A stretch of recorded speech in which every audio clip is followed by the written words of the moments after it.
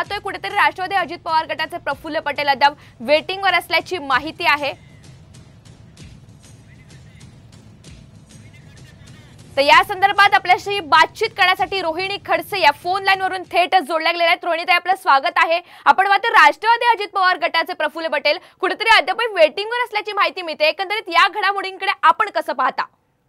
अजितदादांनी Bharatiya Janata party सोबत ज्या दिवशीपासून गेलेले त्या दिवशीपासून जर आपण बघितलं तर कंटिन्युअसली त्यांचा अपमान करण्याचाच आपण सगळ्यांना जवळून आपण बघतोय आणि तसलाच प्रकार आज कुठेतरी आहे की आज त्यांच्या प्रफुल्लबाईंना म्हणजे तिथे डावलण्याचा प्रयत्न केलेला आहे। एक वेगळा संदेश त्या माध्यमातून कदाचित भारतीय जनता पार्टीने त्यांना द्यायचा असेल। रोहिणी ताई, आता त्यांची उपयुक्तता संपलेली आहे तिथे। बरोबर। रोहिणी ताई, आणखी एक मुद्दा, खरं तर अजित पवार गट हा 4 जागांवर जागा त्यांनी लढलेल्या आहेत आणि यामध्ये त्यांना केवळ एका जागेवर यश आलेलं आहे आणि त्याचमुळे राजकीय वर्तुळात अशी चर्चा रंगलेली आहे की कुठेतरी समाधानकारक हा जो निकाल आहे तो आलेला नाही, समाधानकारक त्यांचा हा सगळा जो प्रवास होता तो घडलेला नाहीये आणि त्याचमुळे कुठेतरी असं सगळं घडतंय असंही बोललं जातंय। या संदर्भात आपली काय प्रतिक्रिया?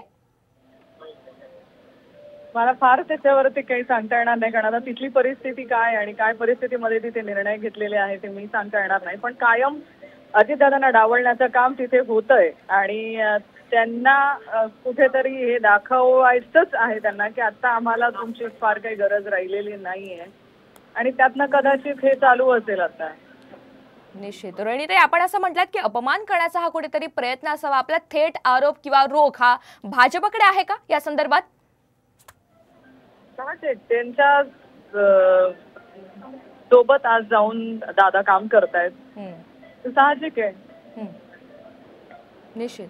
रोहिणी ताई, धन्यवाद आपल्या प्रतिक्रियेसाठी। आपण पाहतोय राष्ट्रवादी अजित पवार गटाचे प्रफुल्ल पटेल अद्यापही एकंदरीतच वेटिंगवर असल्याची माहिती आहे आणि राष्ट्रवादी काँग्रेसच्या मंत्र्यांचा आज शपथविधी होणार नसल्याची माहिती खात्रीलायक सूत्रांनी दिली आहे। दुसरीकडे आपण रोहिणी खडसे यांच्याशी सुद्धा या संदर्भात बातचीत केली तर कुठेतरी अपमान करण्याचा हा प्रयत्न असल्याची प्रतिक्रिया त्यांच्याकडून व्यक्त करण्यात आली आहे। प्रफुल्ल पटेल यांना शपथविधीसाठी अद्याप फोन आलेला नाहीये आणि एकंदरीतच आता दिल्लीमध्ये राजकीय हालचालींना मोठा वेग आल्याचं चित्र आपण पाहतोय। तर सुनील तटकरे यांच्या दिल्लीमधील निवासस्थानी सध्या ही बैठक सुरू आहे, ज्या ठिकाणी देवेंद्र फडणवीस स्वतः दाखल झालेत आणि त्याचमुळे अजित पवार गटाची समजूत काढण्याचे हे प्रयत्न सुरू असल्याची चर्चा राजकीय वर्तुळात रंगू लागली आहे। तर दिल्लीतले आपण ही थेट दृश्य पाहतोय, तटकऱ्यांच्या घरी फडणवीस हे दाखल झालेले आहेत। अजित पवार गटाचा हिरमोड झाल्याची सुद्धा चर्चा राजकीय वर्तुळात रंगलेली आहे। गेल्या 2 दिवसापासून खरं तर अजित पवार गटाकडून प्रफुल्ल पटेल यांच्या नावावर शिक्कामोर्तब झाल्याची चर्चा रंगलेली होती, मात्र प्रफुल्ल पटेल यांना अजूनही कोणताही फोन आलेला नाही। या संदर्भात स्वतः त्यांनी माध्यमांसमोर सुद्धा